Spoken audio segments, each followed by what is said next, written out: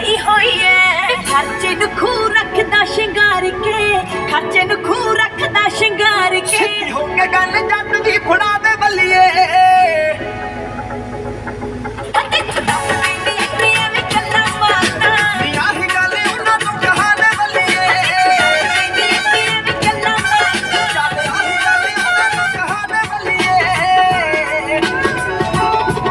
ਸਾਡੀ ਜਿੰਨਾਂ ਨਾਲ ਯਾਰੀ ਉਹ ਬੰਦੇ ਕਿਲ ਨੇ